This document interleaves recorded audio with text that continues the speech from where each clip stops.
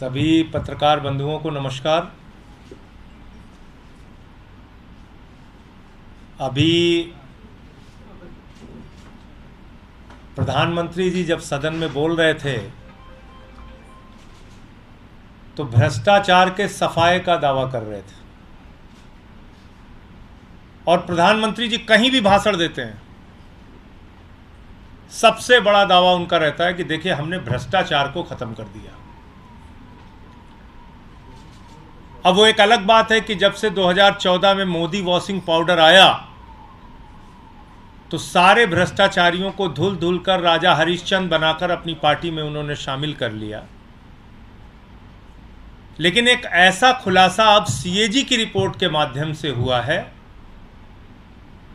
जिसमें पिछले 9 वर्षों में नरेंद्र मोदी जी की सरकार के ऊपर सबसे बड़े भ्रष्टाचार का आरोप लगा है। और भ्रष्टाचार भी ऐसा कि आप सुनेंगे तो हैरान हो जाएंगे। भ्रष्टाचार भी ऐसा कि जिसको आप जानेंगे और सवाल पूछेंगे तो कोई जवाब नहीं है सरकार के पास। और छोटा मोटा भ्रष्टाचार नहीं, भ्रष्टाचार के सारे कीर्तिमान तोड़ने का काम मोदी सरकार ने किया। मैं एक एक करके बताता हूं आपको। एक द्वारका एक्सप्रेसवे का प्रोजेक्ट है। जब वो प्रोजेक्ट बनता है तो 18 करोड़ रुपए प्रति किलोमीटर की लागत के हिसाब से वो द्वारका एक्सप्रेसवे का प्रोजेक्ट तैयार होता है। कितना? 18 करोड़ रुपए प्रति किलोमीटर। अब 18 करोड़ रुपए प्रति किलोमीटर का बहुत ज्यादा आप बढ़ा सकते हैं दाम, तो 2 गुना कर लीजिए, 36 करोड़ कर लीजिए, समझ में आता है। 2 गुना कर लीजिए, लूटने का मन है 2 गुना कर लीजिए। लूटने के सारे रिकॉर्ड तोड़ दिए इन्होंने। 18 करोड़ रुपए प्रति किलोमीटर में बनने वाली सड़क नरेंद्र मोदी जी की सरकार ने बनाई 250 करोड़ रुपए प्रति किलोमीटर। आप अंदाजा लगा सकते हैं कितना बड़ा भ्रष्टाचार किया इन्होंने।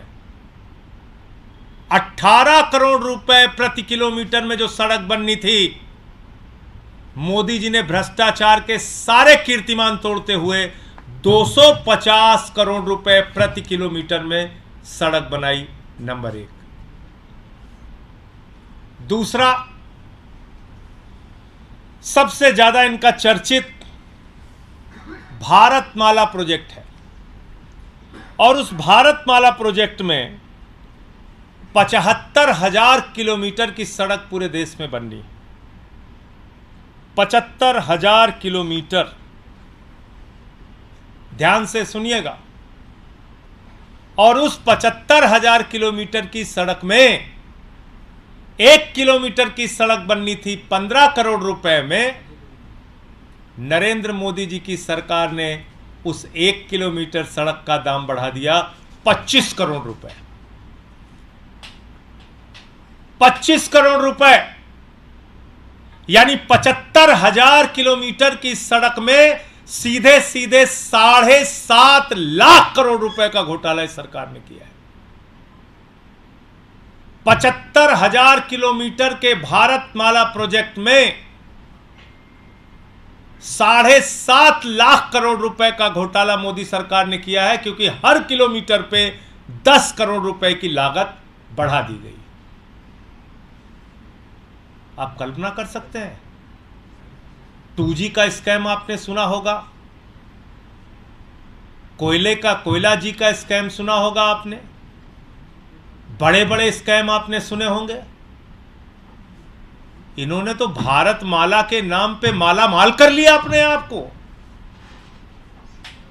भारतमाला के नाम पर मोदी जी ने अपने आप को माला माल कर लिया। 7.5 लाख करोड़ रुपए का घोटाला हुआ है। ये सीएजी की रिपोर्ट कह रही है कि 15 करोड़ रुपए प्रति किलोमीटर में जो सड़क बननी थी उसको 25 करोड़ रुपए प्रति किलोमीटर में वो सड़क बनाई जा रही है। और आप जैसा जानते हैं, हिंदुस्तान में एक ही व्यक्ति है जो हमारे आदरणीय प्रधानमंत्री जी को अत्यंत प्रिय है, जिसके बिना उनको रात की नींद नहीं आती। वो व्यक्ति, उनको भारतमाला के प्रोजेक्ट में कहाँ कहाँ काम मिला है वो मैं आपको पढ़ के सुनाना चाहता हूँ।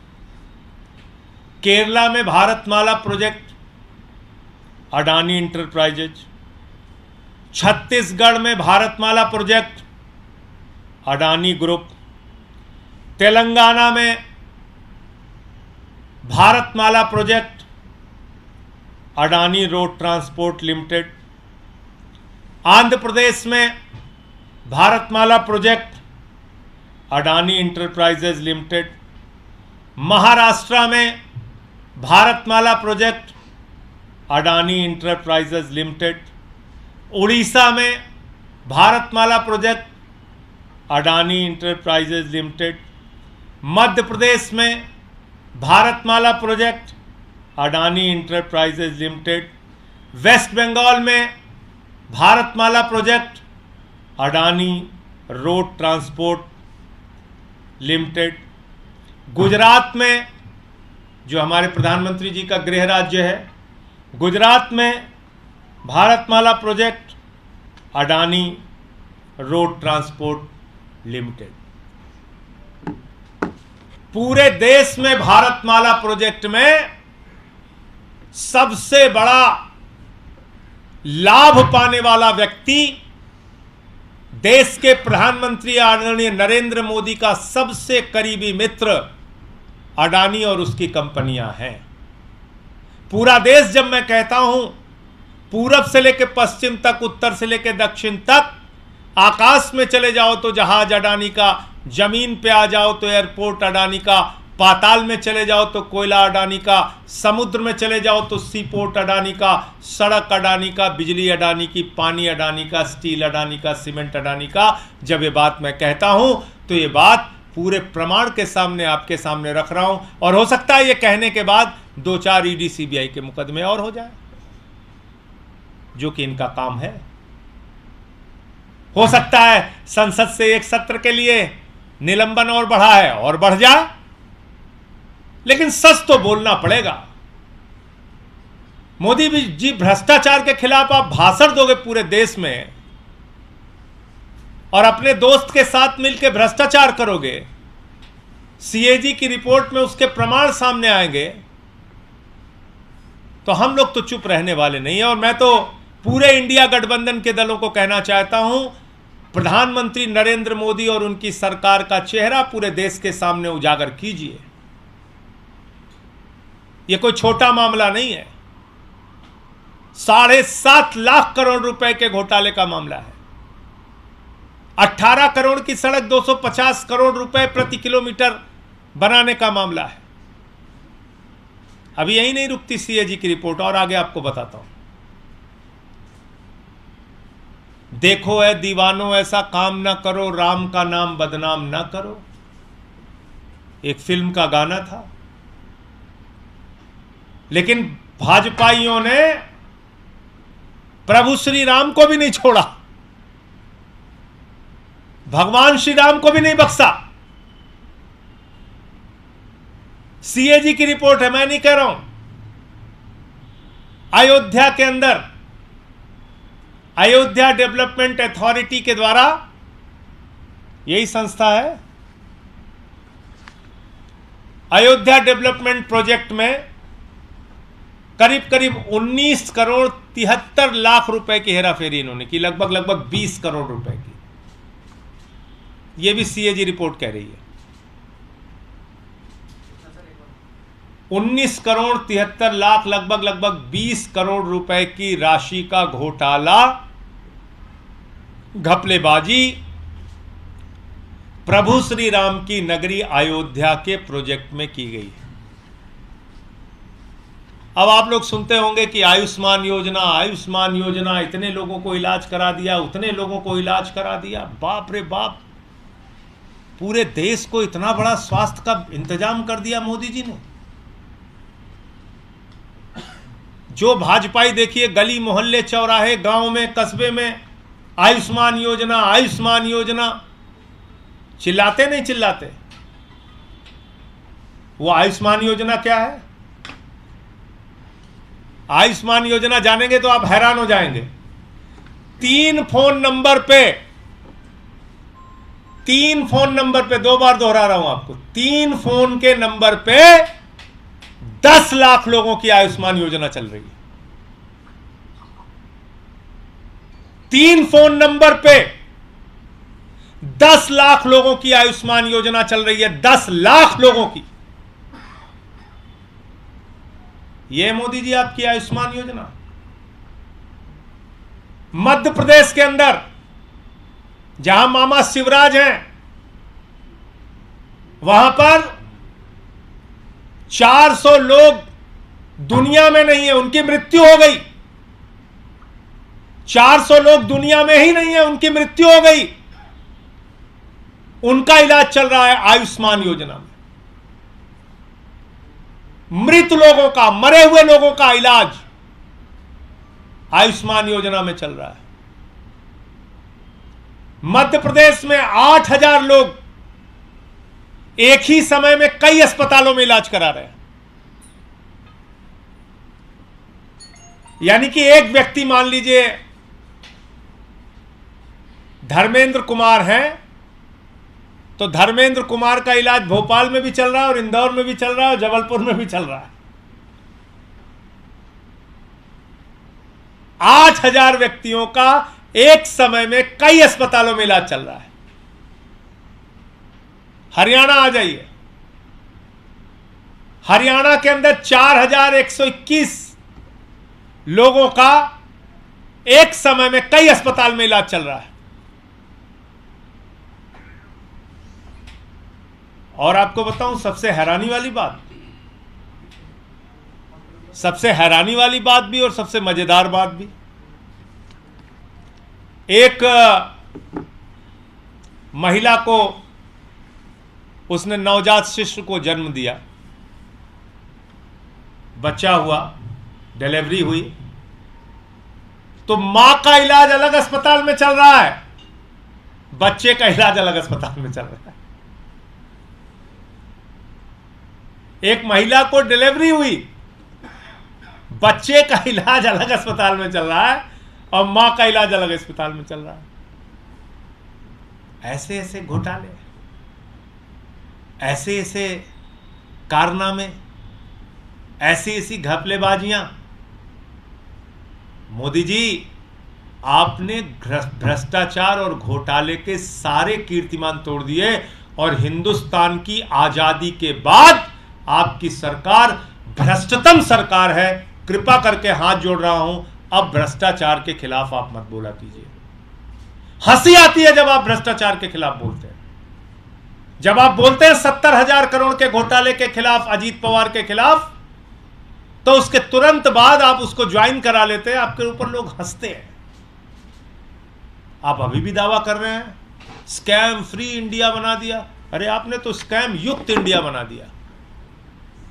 और ये मैं नहीं कह रहा हूं, सीएजी की रिपोर्ट कह रही है। भ्रष्टाचार मुक्त नहीं, भ्रष्टाचार युक्त इंडिया आपने बना दिया। भ्रष्टाचार मुक्त भारत नहीं, भ्रष्टाचार युक्त भारत आपने बना दिया। बहुत सारी और जानकारियां हैं, वो आपको डिटेल में करके दूंगा।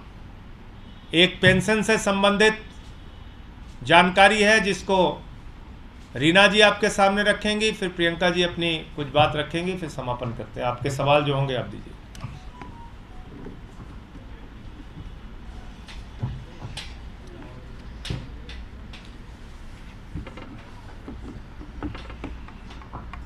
आप सबने सुना होगा, पिछले हफ्ते पार्लियामेंट में मोदी जी कह रहे थे कि उन्होंने देश को स्कैम फ्री बना दिया। और अभी माननीय संजय जी ने कितने डिटेल में समझाया कि किस तरह हर तरह की योजना में मोदी जी के अंडर में स्कैम ही स्कैम चल रहे हैं। चाहे भारतमाला प्रोजेक्ट हो, आयुष्मान भारत प्रोजेक्ट हो, और तो और जो बुजुर्गों की पेंशन होती है, हमारे देश में कई सालों से बुजुर्गों को पेंशन दी जाती है। बुजुर्गों की जो पेंशन योजना है, वो पेंशन योजना का पैसा मोदी जी के राज में उसको इन्होंने डाइवर्ट करके एडवर्टाइजमेंट, अपनी फोटो छपवाने में खर्च कर दिया। आप देश के किसी भी हवाई अड्डे पे चले जाइए या पूरे देश में कहीं भी चले जाइए, आपको मोदी जी की फोटो हर जगह दिखाई देगी। लेकिन क्या आप ये सोच सकते हैं कि उसमें कई जगह मोदी जी की फोटो लगाने के लिए जो देश के बुजुर्ग हैं, उनकी पेंशन का रुपया जो है वो फोटो लगाने में खर्च किया जा रहा है। इतना मोदी जी को पूरे देश में अपनी फोटो छपवाने का शौक है।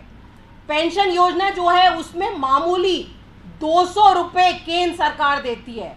आज की तारीख में जब सिलेंडर 1200 रुपये का है, पेट्रोल 100 रुपये का है, दाल 100 रुपये की है, तो 200 रुपये में वैसे ही बुजुर्गों को कुछ नहीं मिलता। खुद मोदी जी 10 लाख का सूट पहनते हैं और बुजुर्गों को सिर्फ 200 रुपये की पेंशन मिलती है। सिर्फ दिल्ली में अरविंद केजरीवाल की सरकार ने उस पेंशन को 2500 रुपये करा हुआ है। पूरे देश में सबसे ज़्यादा बुजुर्ग पेंशन दिल्ली में केजरीवाल सरकार दे रही है, क्योंकि अरविंद केजरीवाल अपने आप को श्रवण कुमार मानते हैं। वो मानते हैं कि दिल्ली के सारे बुजुर्गों की जिम्मेदारी उनकी है। वहीं दूसरी तरफ आप देखिए कि बुजुर्ग पेंशन का जो पैसा है वो मोदी जी ने एडवर्टाइजमेंट में यूज़ किया। कई जगह जो बुजुर्ग गुजर गए उनके नाम पे भी पेंशन का पैसा निकाला जा रहा है, पता नहीं किसके जेब में जा रहा है। इसकी पूरी तहकीकात होनी चाहिए, इसकी पूरी जांच होनी चाहिए कि किस तरह से बुजुर्गों के नाम का पैसा गलत जगह यूज हो रहा है। प्रियंका, आपने संजय सर से और रीना जी से जो सुना, ये अभी सिर्फ शुरुआत है। इसमें हम लगातार आपको और जानकारी देंगे। सीएजी की रिपोर्ट ने बहुत सारे खुलासे किए, इस पर दोबारा प्रेस वार्ता होगी। आप लोगों का कोई प्रश्न हो आप पूछ सकते मामले हैं। में आपने अलग-अलग मामले बताए, लेकिन जो डोनका एक्सप्रेसवे का मामला है, कैग ने तो आखिर अपनी रिपोर्ट में स्पष्ट कर दिया, लेकिन इसमें जांच की मांग राजनीतिक तौर पे आप लोग कैसे करें? देखिए, ऐसा है कि जांच एजेंसियां, अभी आपको पता चल जाए कि भाई दिल्ली सरकार के किसी मंत्री ने 2 समोसा ज़्यादा खा लिया, तो उसके लिए ईडी, सीबीआई सारी एजेंसियां लग जाएंगी, तुरंत सक्रिय हो जाएंगी। कैसे खाया, इतना बड़ा घोटाला, breaking news, press conference, ED पहुंचाओ, सीबीआई पहुंचाओ, दिल्ली पुलिस को भेजो। ये सीएजी ऑडिट करने की एक महत्वपूर्ण संस्था है, देश की सबसे बड़ी संस्था है। उसकी रिपोर्ट सामने आई है। आपसे हम अनुरोध करें, विनती करें कि आप जांच कराइए। आपका क्या दायित्व बनता है, आपकी क्या जिम्मेदारी है? आप अभी, हम लोग सवाल उठाएंगे, कहेंगे चले जाइए सुप्रीम कोर्ट। भाई, तो ये जो जांच एजेंसियां हैं, इसको सिर्फ विधायक तोड़ने के लिए रखे हो आप। इनका इस्तेमाल सिर्फ विपक्ष के लोगों को पकड़ पकड़ के जेल में डालने के लिए रखे हो। तो ये तो साफ तौर पे दिख रहा है कि भाई भारतमाला प्रोजेक्ट, उसमें 15 करोड़ रुपए में एक सड़क बननी थी, आपने उसको दाम को बढ़ा दिया, 25 करोड़ कर दिया। 18 करोड़ की सड़क को 250 करोड़ रुपए कर दिया। खुली आंखों से दिख रहा है कि मृतक लोगों का आपने इलाज कर दिया आयुष्मान में, मृतक लोगों का, जिनकी जान चली गई है, दुनिया में ही नहीं है। एक ही समय में हजारों लोगों का अस्पतालों में, आपने कई अस्पतालों में इलाज कर दिया। 10 लाख लोगों का 3 फोन नंबर पे आपने कार्ड बना दिया। ये तो महा घोटाला है, खुली आंखों से दिख रहा है। इसमें कहां सो रही है सारी एजेंसियां? इनके खिलाफ कार्रवाई होनी चाहिए। सर, रणदीप सुरजेवाला ने जो बयान दिया है, उन्होंने जनता को एक तरह से राक्षस बताया है। स्पीच वो दे रहे थे हरियाणा में एक जगह, इस बयान को लेकर क्या कहना है? देखिए, मैंने उनका पूरा बयान सुना नहीं है, किस संदर्भ में उन्होंने बयान दिया। मैं सिर्फ इतना कहना चाहता हूं कि भारतीय जनता पार्टी ने इस देश के लोगों को निराश किया है और इस पार्टी से सावधान रहने की आवश्यकता है। ये एक नफरत फैलाने वाली एजेंसी है, नफरत फैलाने वाली फैक्ट्री है। मणिपुर हो, मेवात हो, पूरे देश में नफरत की आग में जनता को झोंकने का काम कर रहे हैं। तो इनसे सावधान रहने की जरूरत है। और जहां तक रणदीप सुरजेवाला जी का बयान है, भाजपा क्या क्या बयान देते हैं, जो बीजेपी को वोट नहीं देगा वो देशद्रोही है, जो बीजेपी को वोट नहीं देगा वो पाकिस्तान चला जाए। अरे भैया, जिन्ना की कब्र पे मत्था तुम लोग टेकते हो, पाकिस्तान तुम जाओ। तुम्हारे खिलाफ जो 63% लोग हैं वो पाकिस्तान सब चले जाए। तो भाजपाइयों के भी बयान बहुत आपत्तिजनक, और जो बीजेपी को वोट नहीं दे वो देशद्रोही है, इस प्रकार के बयान देते रहते हैं वो। सर, आप लोग इंडिया गठबंधन के बहुत मजबूत सहयोगी हैं। शरद पवार और अजीत पवार के बीच में बहुत सारी बातें हो रही है महाराष्ट्र में, इसको लेकर राजनीति भी शुरू हो गई है। इस मुलाकात को लेकर आम आदमी पार्टी की क्या राय है, जब वो अलग हो चुके हैं? फिर देखिए, उसके बारे में तो मैं समझता हूँ कि शरद पवार जी ही आपको ज़्यादा सही तरीके से जवाब दे पाएंगे। मीटिंग किस संदर्भ में हुई, क्या हुई, कैसे हुई, उस पर ना मुझे कोई जानकारी है, ना मैं आपको कुछ बता सकता हूँ। ये जो बिल था जो राज्यसभा से पास हुआ, अब गेजेट नोटिफिकेशन उस पर हो चुका है। मेरे दो सवाल इससे आप हैं, एक राजनीतिक तौर पे आप किस तरह की लड़ाई देख रहे हैं आम आदमी पार्टी की सरकार जो कि दिल्ली में है, और क्या आगामी चुनाव में आप इसे मुद्दा बनाएंगे? क्या आपकी रणनीति होगी, थोड़ा बताइए। देखिए, बिजली, पानी, चिकित्सा, शिक्षा, बुजुर्गों की तीर्थ यात्रा, माताओं बहनों के लिए बस की फ्री यात्रा, जो कार्यक्रम केजरीवाल जी ने दिल्ली के अंदर लागू किया है वो चलता रहेगा।